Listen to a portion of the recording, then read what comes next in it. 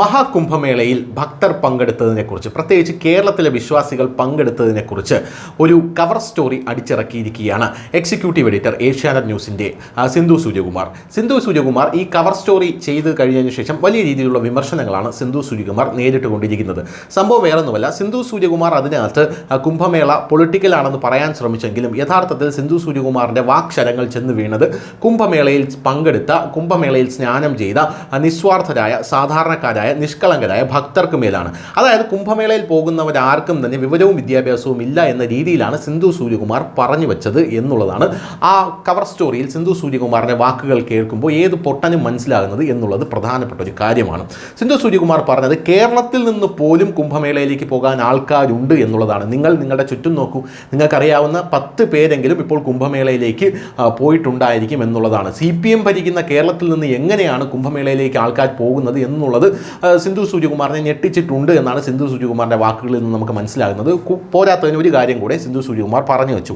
Kerala sir 100% literacy sir, അതായത് 100% ലിറ്ററസിയുള്ള കേരളത്തിൽ നിന്ന് പോകുന്ന ആൾക്കാർ എന്നതുകൊണ്ട് സിന്ധു സൂര്യകുമാർ ഉദ്ദേശിക്കുന്നത്, അല്ലെങ്കിൽ ആ അന്തർധാര, അല്ലെങ്കിൽ അതിൽ ഉള്ള അന്തരാർത്ഥം എന്ന് പറയുന്നത് വിവരവും വിദ്യാഭ്യാസവും ഉള്ള ആൾക്കാരൊന്നും തന്നെ കുംഭമേളയിൽ മുങ്ങില്ല, കേരളത്തിൽ നിന്ന് പോകുന്നവർ പോലും, വിശ്വാസികൾ പോലും അങ്ങനെയുള്ള ആൾക്കാരായിരിക്കാം എന്നാണ് സിന്ധു സൂര്യകുമാർ പറഞ്ഞത്.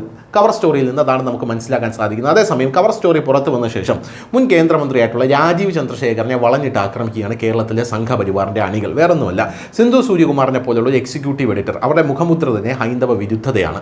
അങ്ങനെയുള്ള എക്സിക്യൂട്ടീവ് എഡിറ്ററിനെ താങ്കളുടെ ഉടമസ്ഥതയിലുള്ള ഏഷ്യാനെറ്റ് ന്യൂസ് എങ്ങനെയാണ് അവിടെ ഇരുത്തിയിരിക്കുന്നത് എന്നുള്ളതാണ് രാജീവ് ചന്ദ്രശേഖരനോടുള്ള ചോദ്യം. അവസാനം ഗതികെട്ട് രാജീവ് ചന്ദ്രശേഖർ ഒരു ട്വിറ്ററിൽ ഒരു ട്വീറ്റ് ഇട്ടിരിക്കുകയാണ്. വിശാല മനസ്കനായ ആശാൻ കാല് തല്ലി ഒടിച്ചവനോട് ക്ഷമിച്ചിരിക്കുന്നു എന്ന് പറയുന്നത് പോലെ നമുക്ക് ആ ട്വീറ്റിനെ വ്യാഖ്യാനിക്കാനായി സാധിക്കുകയുള്ളൂ. അദ്ദേഹം പറയുന്നത് ഇത്തരത്തിലുള്ള അബദ്ധങ്ങളൊന്നും വരുത്താതെ ശ്രദ്ധിക്കണം എന്ന് മാത്രമാണ്. മഹാകുംഭമേളയിൽ മലയാളികളെ പങ്കെടുപ്പിച്ചതിനെ അപഹസിച്ചുകൊണ്ടുള്ള ആ സിന്ധു സൂര്യകുമാറിൻ്റെ ആ ഒരു പ്രതികരണത്തോട് രാജീവ് ചന്ദ്രശേഖരൻ പ്രതികരിച്ചിരിക്കുന്നത്, അവിടെ ഉണ്ടായിരുന്ന കോടിക്കണക്കിന് ഭക്തരിൽ എൻ്റെ കുടുംബവും ഉണ്ടായിരുന്നു. ഞാനിത് ചാനൽ നേതൃത്വത്തിൻ്റെ ശ്രദ്ധയിൽപ്പെടുത്തി. ലക്ഷക്കണക്കിന് ഭക്തർ വിശ്വാസം അർപ്പിക്കുന്ന ഒരു സംഗമത്തെക്കുറിച്ച് അശ്രദ്ധമായി പ്രസ്താവനകൾ നടത്തുകയോ പരിഹസിക്കുകയോ ചെയ്യരുത് എന്നും നിർദ്ദേശിച്ചിട്ടുണ്ട് എന്നാണ് രാജീവ് ചന്ദ്രശേഖർ പറഞ്ഞിരിക്കുന്നത്. അല്ലാതെ സിന്ധു സൂര്യകുമാറിനെ പുറത്താക്കുമെന്നോ അല്ലെങ്കിൽ സിന്ധു സൂര്യകുമാറിനെ കൊണ്ട് മാപ്പ് പറയിക്കണമോ ഒന്നും തന്നെ പറഞ്ഞിട്ടില്ല.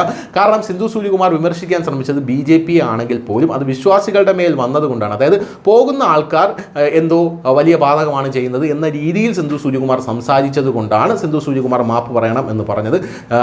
മതസ്പർദ്ധയുടെ പേരിൽ സിന്ധു സൂര്യകുമാറിനെതിരെ കേസെടുത്താൽ അത് നിലനിൽക്കും എന്നുള്ളതും കൊണ്ടാണ് ഈ പറഞ്ഞത്. എന്നാൽ രാജീവ് ചന്ദ്രശേഖരൻ പോലും ഇപ്പോൾ ഒരു നിർദ്ദേശം കൊടുത്തിട്ടുണ്ട്, ഒന്ന് ശ്രദ്ധിച്ചാൽ മതി എന്ന നിർദ്ദേശം കൊടുത്തിട്ടുണ്ട് എന്ന രീതിയിലേക്കാണ് കാര്യങ്ങൾ പോകുന്നത് എന്നുള്ളത് കേരളത്തിലെ സംഘപരിവാർ പ്രവർത്തകർക്കിടയിൽ ഇപ്പോൾ വലിയ രീതിയിലുള്ള അമർഷത്തിന് കാരണമായിട്ടുണ്ട് എന്നാണ് നമുക്ക് മനസ്സിലാകുന്നത്. രാജീവ് ചന്ദ്രശേഖരൻ വേറൊരു കാര്യം കൂടെ പറയുന്നുണ്ട്.